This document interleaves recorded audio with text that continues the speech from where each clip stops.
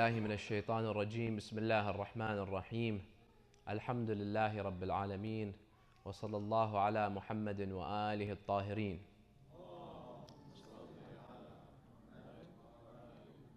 Respected brothers and sisters, Assalamu alaikum wa rahmatullahi wa barakatuh. It's a day that many of us long for.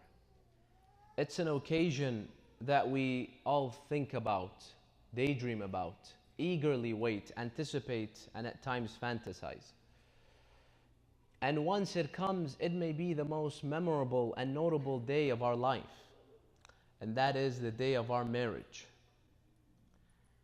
If we haven't already gotten married, we look forward to that day in which we find our soulmate and we could live happily ever after with our soulmate. And many of us have that rosy image of marriage. But the unfortunate fact and the bitter truth is that sometimes or many times marriage is only the beginning of our miseries. You find that despite the fact that we want marriage to be so successful and to lead to happiness, sometimes it brings us nothing but sadness and miseries. How many individuals do you know, husband and wife, that their marriages ended up in courts fighting over the wealth, splitting the wealth, or fighting over the custody, or fighting over something else, and they have to spend so much time, thousands of dollars on bringing lawyers, trying to what? Trying to just put an end to these problems that resulted from the marriage. And when you see the jokes that are mentioned about marriage, if you just go on the internet and you just Google marriage jokes, you'll find that most jokes, they show marriage in a negative way. They have such a negative view of marriage. Probably 90% of the marriage jokes will have a negative outlook towards marriage. You'll rarely find the positive ones. And even though these are jokes, but as they say, there's always some truth behind the jokes that we always mention. For example, one joke says that any man that wants to get married, he needs 4 rings. Number 1, the engagement ring. Number 2, the wedding ring. Number 3, suffering. And number 4, enduring. Or for example, another joke says that a young boy asked his father one day, "Father, how much does it cost to get married?" He told him, "Son, I'm not sure. I've been married for 10 years now and I'm still paying for it." Or, for example, another joke says that marriage is not a word, it's a sentence, it's a death sentence. And so on and so forth. And even though that these are jokes, but as I said, this is reflecting a fundamental problem in our societies, that many marriages end up in disaster. Many marriages fail. Many marriages do not bring us success or happiness. If you were happy, you wouldn't end your marriage. You wouldn't want a divorce. And that's why you see many marriages end up in divorce. You see, marriages, they do bring happiness, but most of the times, for most people, short-term happiness. The days before marriage, the wedding day, the honeymoon, few months after the honeymoon, and if maximum a few years.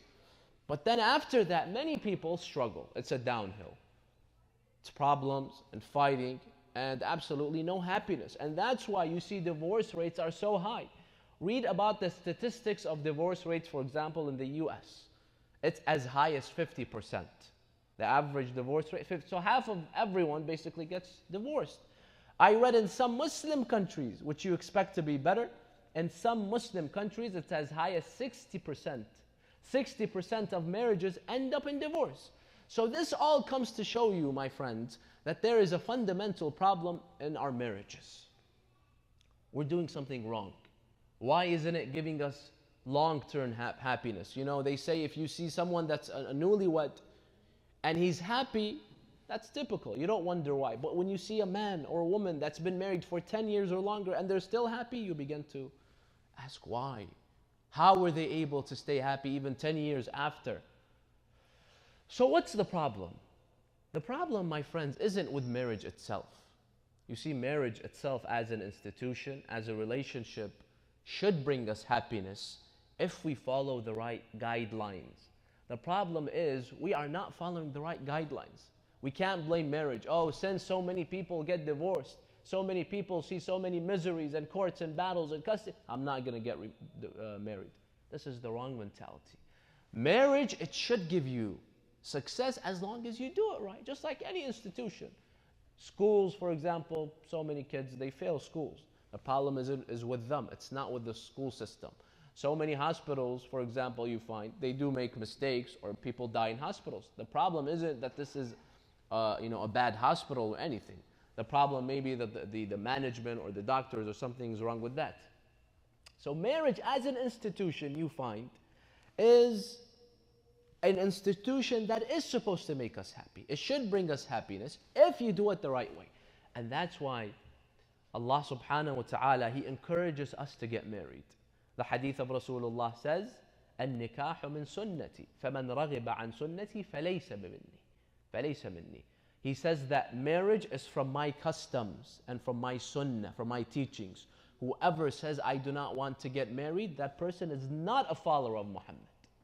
If I say I don't want to get married, I can't get married is different. But I don't want to get married, the Prophet says you are not following me. You're not a true Muslim. The hadith also says, ما من بناء بني في الإسلام أحب إلى الله من التزويج. The most sacred and beloved bina, foundation in Islam is what? Is marriage. Because it should bring us what? Happiness and prosperity. But the problem, like I said, is we're doing something wrong with our marriages. And Allah subhanahu wa ta'ala has given us the guidance. You see, Allah knows that we will mess up, we will end up in so much divorces. Allah has laid out the steps in order for us to lead a successful marriage. But unfortunately, how many of us take the time to go and educate ourselves about that? Religion to many of us is just blessings and barakah.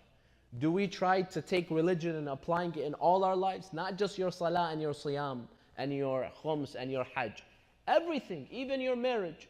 Why don't you take the teachings of Ahlul Bayt and the teachings of the Quran and the teachings of the Prophet? Then when you neglect the teachings of Ahlul Bayt, you fall into a problem, you ask why. It's obvious. So Allah subhanahu wa ta'ala has laid for us the book of guidance, a guidance book for marriage. And this book is twofold. The first chapter is the prerequisites of marriage. You see, if you want a successful marriage, you have to begin before marriage, planning. And then the second chapter is what comes after marriage. And this is what I want to speak about tonight, but I only have time to speak about the first chapter. And that is the prerequisites of marriage, because most people fail in what? In realizing that there are prerequisites that you need before you get married. And I will speak about two main prerequisites that we need. For those young ones listening, I encourage you, if you want to get married one day, make sure you listen to these two things before you get married. Prerequisite number one, before we get married, we have to educate ourselves about marriage. You'd be amazed how many people, how many young men and women, they get married and they are clueless about marriage. What is marriage? What am I supposed to do in marriage? What's the expectations? They don't do any research. Most of the research that they do is what? On the wedding. Which hall do I rent? Lots of research on that. Which tuxedo do I buy for the woman? Which dress do I buy? Tens of hours of studies and research on the internet and elsewhere. Spend so much time on who should I invite, which food should I bring, the decorations, the honeymoon, where do I go, the airline, the car rental, the hotel, the activities. And then once the honeymoon finishes, maximum, buy a house and that's it. What about after that? What do I do with my wife? What are the expectations? What will my spouse expect from me? What would I have to give to my spouse? The responsibilities and the expectations. You would be surprised how ignorant and confused and lost our young ones are about this issue. They get married, and then when a problem rises, they have absolutely no clue what to do because they did not educate themselves before. You knew you were getting married. Why did you not educate yourself? And this, my friends, is the responsibility of the parents, especially the elderly generation. It is our responsibility that when a young man, a young woman wants to get married, we have to take them to the side and give them guidance, give them counseling, tell them. You've heard of marriage counselors. There are certain people, they're marriage counselors. That's their professional job. They get paid to give marriage counseling. I know some people that have that job. Now, who usually goes to a marriage counselor? A man and woman that are having problems, correct? If a man and woman don't have problems, they're not going to go to a marriage counselor. Have you ever witnessed a single person go to a marriage counselor? He's single. It doesn't make sense. Even the marriage counselor will be confused, will be surprised. What are you doing here? You're not married. This is the wrong mentality. The individuals that need marriage counseling the most are the ones that aren't married, which want to get married. Why wait until the problem rises and maybe it's not preventable anymore and then go to a marriage counselor? Instead, go to a marriage counselor first so that you can prevent future problems. Doesn't that make more sense? This is common sense, even with sicknesses. Do you wait until you get sick and then you start thinking, what should I do to prevent the sickness? No. You what? You make sure you take the necessary actions to prevent sickness in the future. Because it's much easier to prevent it now than if you're sick, maybe it's uncurable. The same thing about marriage. The elder generation, the elderly brothers and sisters, they have to take these individuals to the side. They have to tell them about marriage. They have to tell them about the expectations of marriage. Many young ones, if a problem rises, they don't know how to deal with it. Should they go and speak with their parents about it? Or should they keep it a secret? Should they go public with it? Ask their brothers and sisters in the community, their friends, go on the internet. They don't know what to do. If, for example, I want something and my wife wants the opposite, what do? Who gets the priority? How do we solve it? Many young individuals that get married, they are completely clueless about these issues. The elderly, they have much more experience. They went through all that. Just a few words will be of so much help. So this is number one. They have to take these lessons. Be serious about it. Take lessons from the elderly, marriage counsel. In order to prevent problems, we have to sit with them. We tell the man, 10 years down the line, if, for example, your wife wasn't as beautiful, will you still love her? Or will you still not love her? We ask the woman, if 10, 15 years down the line, your husband, for example, wasn't making so much money, he went broke, will you still stay with him or not? What are your expectations? Some individuals, they think marriage is what? They have a utopian, rosy idea of marriage. There won't be any problems. We will live happily ever after. This is not true. Marriage sometimes has so many problems. Sometimes there are hardships. Sometimes we have to sacrifice. Many young people, they tell me, I was never told about this, that I have to sacrifice. Yes, you have to sacrifice for the sake of the family, for the sake of the other individual. So if they know more about marriage, this will prevent many of the problems that will come. And one of the best ways is to tell them your story. Tell them about your experiences in order to help them prevent future problems. So this is number one. Anyone that wants to get married, they need to seek guidance and counseling. Don't say, oh, I know how to deal with it. No. 50% of marriages end up in divorce. You have a 50% chance of divorcing your wife because of your ignorance, because you did not know what to do. You did not take the wise action. So what? So in order to prevent the chance of leading to divorce, go and seek some guidance before, some counseling before, so at least you know what to expect. You know that if your wife came nagging, what to do. The wife knows that if the man was late or he did not care, she knows what to do, and she shouldn't make the case even worse, because many times we do certain things and then we regret it. I wish I would have done certain other things. If we seek that guidance, we can prevent all of that. So this is number one. This is very, very important. The second thing we have to do, the second prerequisite before getting married, this is all before getting married, is how we choose our spouse. You see, I'm a young man. I'm looking for a wife. What factors am I looking for? I'm a young woman. I'm looking for a husband. Which factors am I looking for in that man? These factors, my friends, that we base our marriages on will have the greatest effect on our marriage success in the long run. Look at those individuals that had a successful marriage for 30, 40, 50 years or till they died, you find most of the times the most or one of the most important factors that led to their marriage stability in the long run was why they chose this individual to begin with. Why did you choose this person to begin with? Did you choose it because, for example, this person was, if I'm a man, you find most men, why do they choose, what's the most important thing to them? Mostly, it's beauty. Was it because she was beautiful and that's why you married her? For the woman, was it just because he had a good job, high-paying job, money? Was it love at first sight? Oh, I saw that person, I fell in love with that person, or not? When I choose my spouse, I have to make sure that this individual will be what? Will be the father of my child, the mother of my child. Will he be a good role model? So many people, they never think about this. Yes, he's good looking. Yes, she's pretty. But is she a good role model for my son and daughter? Will she raise them in the right way? Will he raise them in the right way? We never think about this. When we run into the problems, we come to the Sayyid and to the Shaykh, help us. So when you choose the wife, the husband, make sure that you're basing it on the right factors if you want to have a stable and successful marriage in the long run. And the hadith of Rasulullah sallallahu alayhi wa sallam, the famous hadith, says that the most important factors that you should look for are two. Number one is what? إِذَا جَاءَكُم مَّن تَرْضَوْنَ دِينَهُ وَخُلُقَهُ فَزَوِّجُوهُ. He says if someone comes, proposes to you, woman, or even if you're a man, you're looking for a woman, look for two things. These are what will bring you happiness. His religion, his faith, how much he fears Allah. And when we say his faith, not just how much he prays in his beard, how much he fears Allah.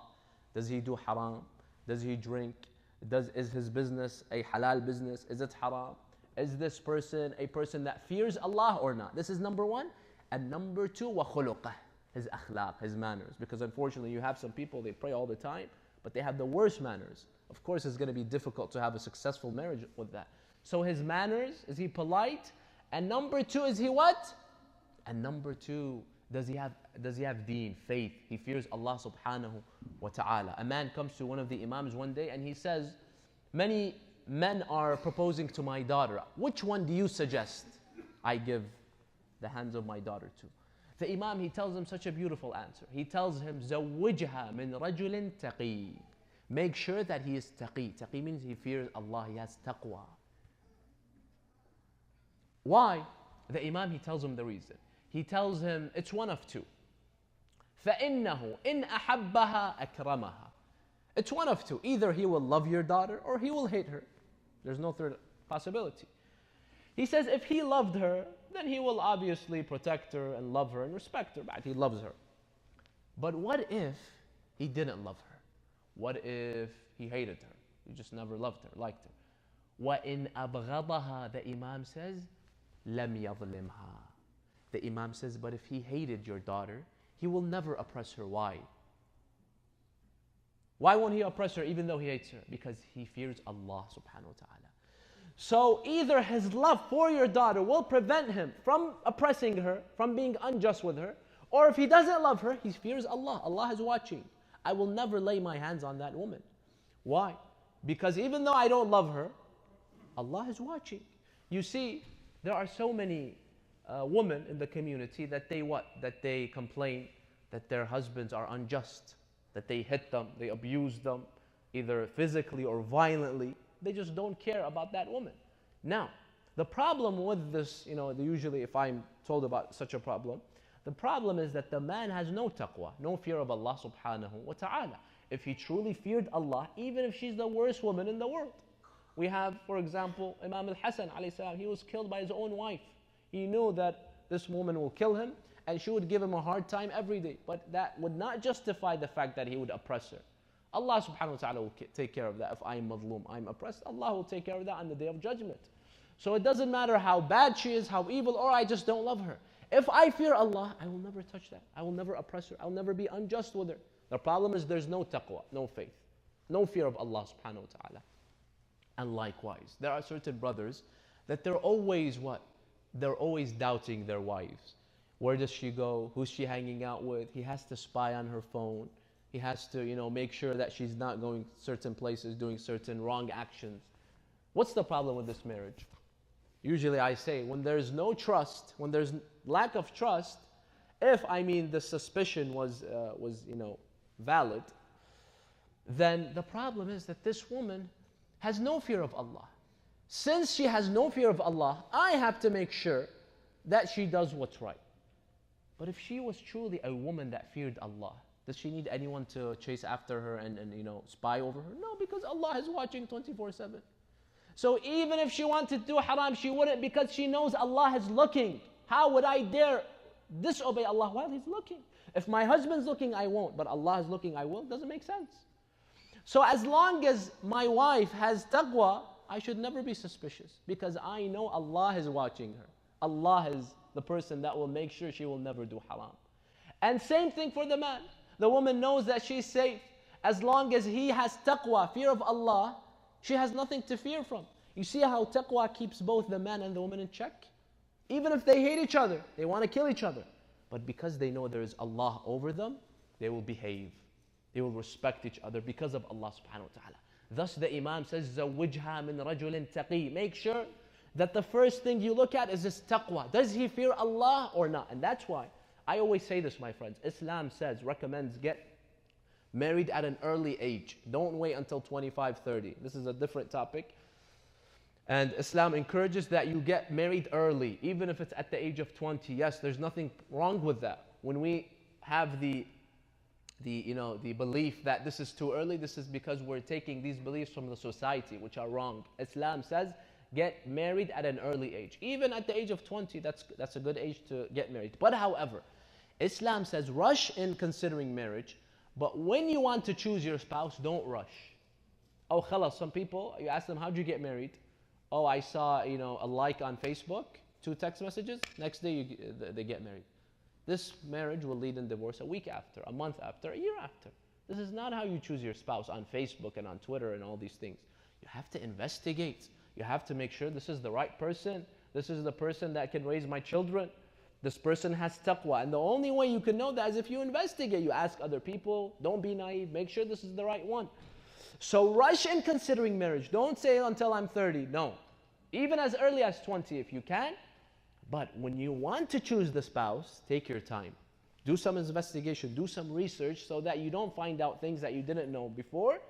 And to make sure that this person truly has taqwa and akhlaq. These, according to the ahadith, this is what will bring us success. Now, as I mentioned, you'll find that most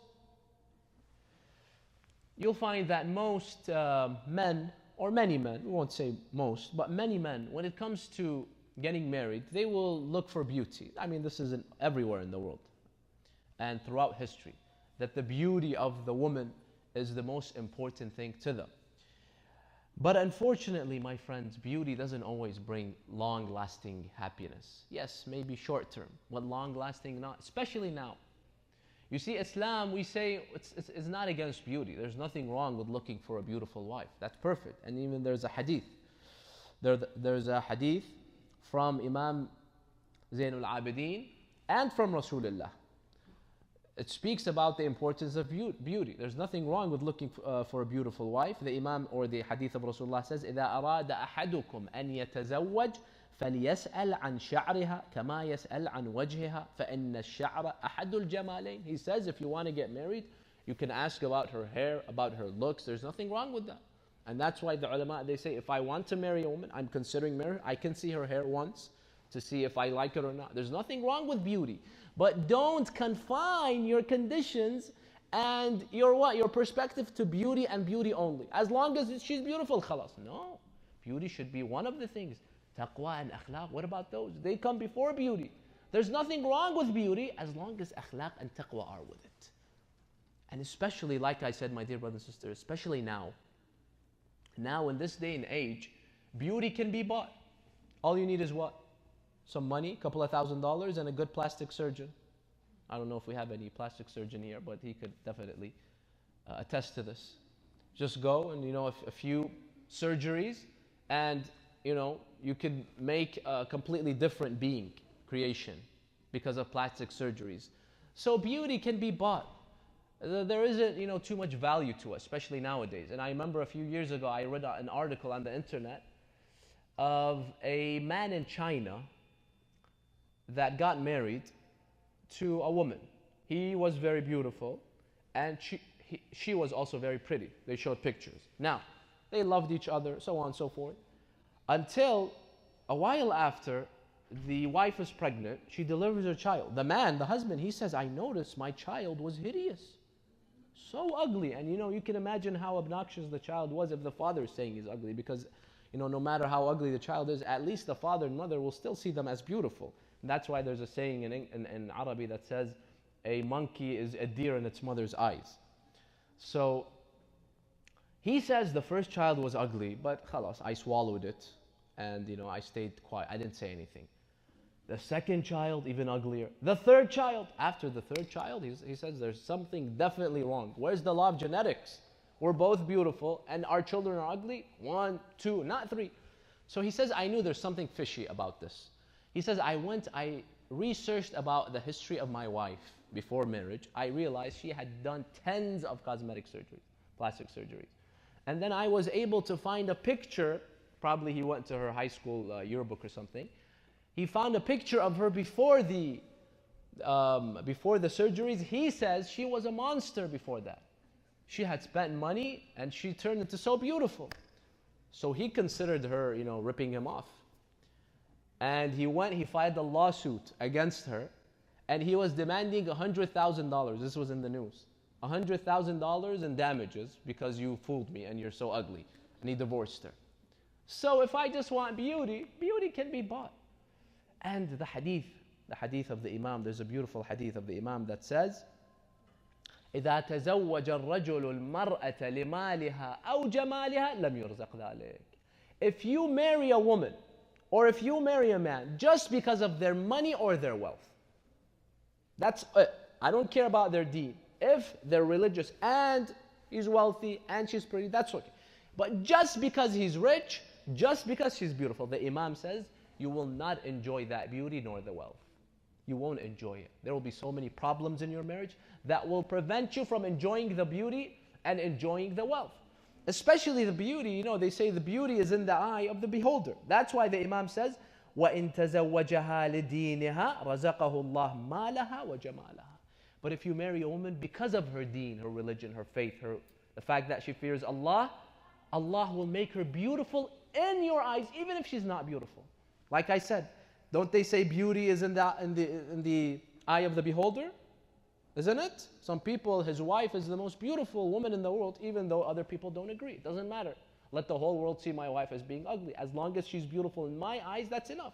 And there's also a movie that they made about this years ago. I remember I saw it once. It's about some guy who, some guy puts a spell on another person, and then he begins to see ugly people as very beautiful. So he meets a woman who in reality she's like 500 pounds, but he sees her as so slim. Did it matter to him that everyone else was seeing her as fat? It didn't matter. I see her as slim. Can Allah do that? Allah subhanahu wa ta'ala can make the ugliest woman in the world or the ugliest man in the world as what? As the most beautiful person in my eyes. And that's all what matters. So the Imam says, if you marry a woman for her religion, Allah will make her beautiful in your eyes. If you marry her just for her beauty, you will not enjoy her beauty, even if she's the most beautiful woman in the world. And that's why we have to be careful, my dear brothers and sisters. We have to make sure that we are choosing our spouses for the right factors. It's not just love at first sight. I just, 5 minutes and then I decided to live with that person for the rest of my life. So this is number one. This is with the beauty. With the wealth, the same thing. You see, you'd be surprised how many young individuals, any community I go to, I ask them, why don't you get married? He's 20, 21, 22, 23. And if I ask some, young ones here, I bet I'll get the same answer. Why don't you get married? Do you know what's the most common answer? The most common answer, every community, everywhere. Money, wealth. I'm not yet financially capable. I'm not well financially established. Because he's not financially established yet, financially capable, he doesn't get married. Or sometimes they are willing to get married, but the father or the woman reject. Because the first question they ask is, what's his degree? How much money does he make? Does he have a house? Does he have a nice car? He has to be well established, at least 50 grand in his account. If he doesn't have that, thank you, we don't need you. So they deny these young men the opportunity of marriage. So one of the greatest obstacles that I have noticed to marriage, to young people getting married, is the money, the wealth issue. Now, when we come to the Quran, my friends, Allah subhanahu wa ta'ala makes it clear. He says, do not never make money an obstacle. This is Allah clearly. He says, إِن يَكُونُوا فُقَرَاء يُغْنِهُمُ اللَّهُ مِنْ فَضْلِهِ. Allah says that I am the one that gives everyone their rizq, their sustenance. Correct? He's the source of our sustenance. He says, never make money an obstacle. إِن يَكُونُوا فُقَرَاء يُغْنِهُمْ. If they are not doing so well, Allah subhanahu wa ta'ala will make them much better. Allah will help them. Allah subhanahu wa ta'ala will increase their rizq. Now we're not saying go sleep in your house, Allah will send you. No. Do what you have to do. Go work, go get an education, and then leave the rest on Allah. Do what you can and leave the rest on Allah. Never make money an obstacle. And subhanallah, we have in our ahadith, I spoke about rizq one day, that there are certain things you can do that Allah will increase your rizq, your sustenance, your wealth. Amongst the things you'd be surprised that increases your rizq is what? Marriage. You know how many ahadith I saw about that? Up to 9 hadiths I saw from Rasulullah and the Imams. When people used to ask them, what can we do to increase our rizq? Du'as. The Imam, the Prophet used to tell them, go and get married. And there's a story of a young man. He came to Rasulullah. He told him, Ya Rasulullah, I'm not doing well. What do I do? Teach me a dua. Rasulullah told him, go get married. He said, go get married? I can't support myself. Now I have to support another person? So he left disappointed. He came the second day. Ya Rasulullah, he asked the same question. Sometimes some people, they ask you the same question 50 times. They want a different answer, but they won't get a different answer. The second time, Rasulullah told him, go get married. The third time, this man, he came, he said, Ya Rasulullah, I am in need financially. What do I do? Rasulullah told him, what's wrong with you? From the first day, I told you get married. I knew that you're not doing well, and I know what I'm telling you. Go get married and you'll see. The hadith says he got married, and he came a while after. He told Rasulullah, Alhamdulillah, Allah subhanahu wa ta'ala increased my wealth. So this is amongst the factors, amongst the actions that increase our rizq and sustenance. Get married, and then Allah subhanahu wa ta'ala will increase your wealth. Now, I know what some people are thinking. This is what all in the textbooks. This is the Quran. Doesn't make sense. Just get married, Allah will increase my wealth. Correct? Doesn't make sense. See, this is the problem with many of us. The Quran is just a book that we read of history. Do we apply it to our lives? No. Because we don't trust the Quran. If Bill Gates comes and tells you, get married, and I'll take care of you, will anyone hesitate? Will anyone hesitate? But when Allah, the creator and the sustainer of Bill Gates, says, get married, I'll take care of you, we say, oh, you know what, where, how, what? We should ask 50 questions. We trust each other more than we trust our creator. And then we ask, Ya Allah, why are there so many problems? Why are we this, why are we that? There's no trust. We don't trust Allah. And that's why I'll bring you some proof that economists, they attest to this verse. Economists today, they say marriage makes you richer. How? Go tonight, write on the internet these 3 words. Marriage wage premium. Who's heard about that?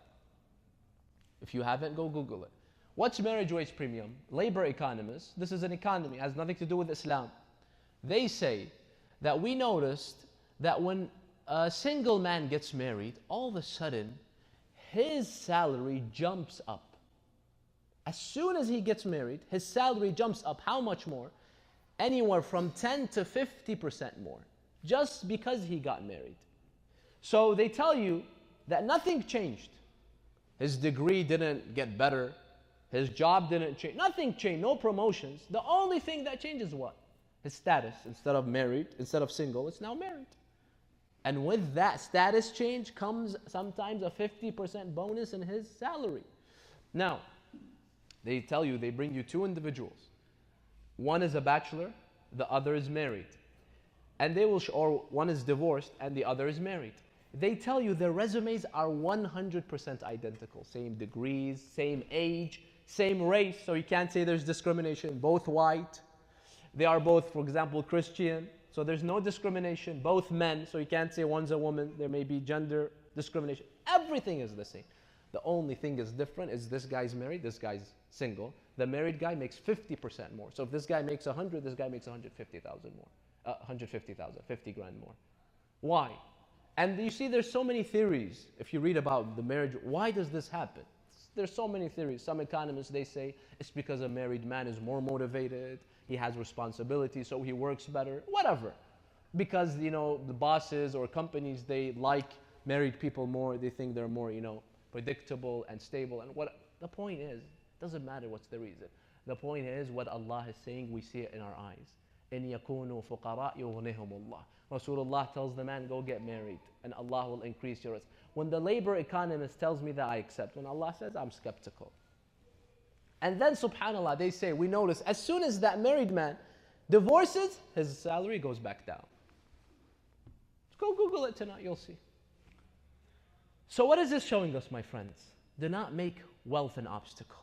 You see how many individuals, they have this wrong perception that if I want to get married, I have to be financially capable. I have to have a big house, a nice car, 50, 100,000 in my account. Why? Why can't we start simple? Who's teaching us these ideas and beliefs? Why can't I live in my parents' basement for the first 2 years, until I'm able? Why can't I rent? Let me rent the first few months, what's the problem? Why can't I live in a corner of my parents' house? You see, subhanAllah, what's so ironic, when she was single, she lived in one room in her parents' house, usually, shared bathroom. He lived in his parents' house, one room, shared bathroom. Now that they want to get married, it has to be such a big, promotion.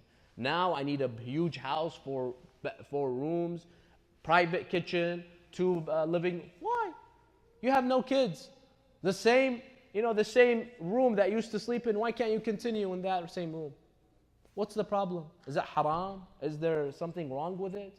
All you need is what? Is a private bathroom. If your parents' house has a private bathroom, a secluded area with a bedroom, the first year share the kitchen with your parents. What's the big deal? I know so many young people, either their basement or a corner in the house is for them. Until 2, 3 years down the line, they're able to get out and get their own place. Why are we making money this obstacle in front of us? So this is one thing that we have to be careful, my friends. When we see 50% of marriages end up in divorce, know why. We're doing something wrong. Islam is against all the things that we're doing. It's telling us this way, but we never listen. No, I have to wait until I'm 30. I have to wait until I buy a house, car, this, that, fine. But then don't come back after a year when you get divorced and telling me why did I get divorced. This is one thing. Another thing which is un-Islamic is the weddings. Do you know in the US an average wedding, how much they spend on an average wedding? $30,000. $30,000 is spent on 3 hours. 3 hours, 4 hours, we spent $30,000 with the food and the dress and the renting the place and the decorations and whatnot. Why? Who told us that this is right? Who told me that this is right? Why can't my wedding cost $10,000? Why can't my wedding cost $5,000? Yes, it is mustahab to hold a wedding and invite people, give them food. But why $30,000? You could invite 400 or 500 people and spend $10,000, spend $5,000. You know how many brothers, I asked them, why don't you get married? You know why? He says, I don't have $30,000. Even if the girl accepts, a humble wedding, but how will the people see it in the community? Do you see? Our faith and our ideas and beliefs are not of Islam. If you hear some guy gets married, spends $5,000, everything's so humble, you're going to look at that as a bad way, won't you? Because the ideas that we have developed are all un-Islamic, unfortunately. Instead of encouraging others, no, we begin to discourage them. We may mock them or laugh at them. And this has become a reason in which so many young people do not get married. Why do I have to spend $30,000 and splurge so much? And then the honeymoon, we have to spend 50 grand on our honeymoon. Why? Have a simple honeymoon. Spend something humble.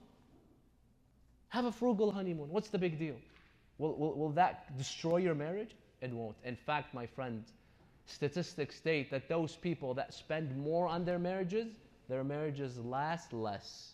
I saw a study conducted by one university called Emory University. Google it. They did a study on to see how much you spend on your wedding, does that have an effect on your marriage or not? They found out that the marriages that lasted the longest were the ones that spent the least on their weddings. The more you spend on your wedding, the less it will last. This is not the Quran. This is not hadith of Rasulullah. This is a study by university. The ones that lasted for 40, 50, 60 years are the ones that spent 2,000, 3,000, 5,000 on their weddings. The ones that spent 30, 50, 100, 1 year, 2 years maximum, they end.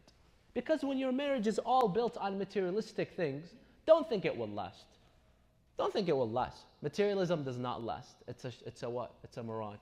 It fools you. It only brings you short-term happiness. After a few months, after a year, after 2 years, خلاص, you want something else. And that's why I remember I read in the news last year, a Turkish man and his wife, they had saved $30,000 to get married in Turkey. Before the marriage, you know what they do? They cancel the marriage. And they hold a food drive. They take that 30 grand, they hold a food drive and say, they got married, but no wedding. And they were able to feed 20,000 Syrian refugees in Turkey. Instead of feeding 200, 300 people and dancing a little and committing so much haram that we do, unfortunately, in our weddings, it's all music and dancing. We begin our marriage by disobeying Allah, and then we want Allah to bless our marriage. Al-barakah, inshallah. 20,000 Syrian refugees, they were able to feed with the money of their what? With the money of their wedding. Do you think this makes Allah happy more, or spending 30,000 on your wedding? Which will destroy your marriage? The more you spend, remember, the study says, the more you spend, the less. So who are we serving? I'm not helping myself by spending more on my weddings, and I'm not helping other people, of course. We're just destroying our marriages. So when we see that our marriages are faulty, 50% of marriages end up in divorce, that means we have to change the way that we do our marriages. If we just want to continue like my father, like my grandfather, like my friend, nothing is going to get better. So Islam tells us, my friends, that the two criteria that you look for is faith and akhlaq, manners. This is what will bring you happiness. Do it, and if you fail, then come and object. But we don't. We don't trust the ahadith. We don't trust Allah subhanahu wa ta'ala. And Ahlul Bayt alayhim salam, they've left us the best examples. Look at the best example is the marriage of Imam Ali. Isn't Imam Ali my role model? Role model means you follow him. You learn from him. You don't just say it and that's it. Look at the marriage of Imam Ali and Fatima. The most beautiful, most successful marriage probably in history. How beautiful was it? Do you know how it began? You think it began with money and lavish, extravagant spending? Imam Ali, his dowry was what? His dowry was his shield, 500 dirhams. Maybe in today's currency, it's probably $1,500, $1,000. That was the dowry of Fatima. No matter how great you are, sister, you're not greater than Fatima al-Zahra. The dowry of Fatima was $1,000 to $1,500. So don't make the dowry so high. I remember one wedding I attended, the dowry was $1 million. And then I heard 3 months after they got married. When you begin with such a dowry, don't expect anything better. It's all materialism, materialism, materialism. And how many fights I have witnessed between the parents of the girl and the parents of the guy just because of the dowry. It's as if it's an auction. He goes up, he goes down. It's as if they're selling the daughter. And Fatima alayhi salam, look at how humble her dowry was. And how humble their life. Imam Ali didn't even have a house. But Rasulullah say, oh yeah Ali, whenever you could buy a house, come. No. They spoke to one of the Sahaba, they rented his house. A very simple house, maybe a one bedroom, 2 bedroom house. They had 20 pieces of furniture and utensils, like what? A pillow, a mattress, a pot, just very simple things. And they had the most successful marriage. Happiness isn't always in the materialistic things, my friends. If we change the way that we are doing and living by, and we follow the stories of Ahlul Bayt and the ahadith of Ahlul Bayt and the Quran, this is where we find the true happiness. Try it, my friends, and you will see how Allah subhanahu wa ta'ala, when you begin to trust Him, how He will make you successful. But you have to trust Him. You tell Him, Ya Allah, I hold your hands, I trust you, you do what's right for me. Allah subhanahu wa ta'ala will never let you down if you say that and you do that. I ask Allah subhanahu wa ta'ala to bless us all, to give us that courage and that strength that we can and be able to follow the teachings of Ahlul Bayt and the teachings of the Quran. I ask Him to accept our a'mal, our fasting and our prayers during this blessed month of Ramadan. وآخر دعوانا أن الحمد لله رب العالمين وصلى الله على محمد وآله الطاهرين.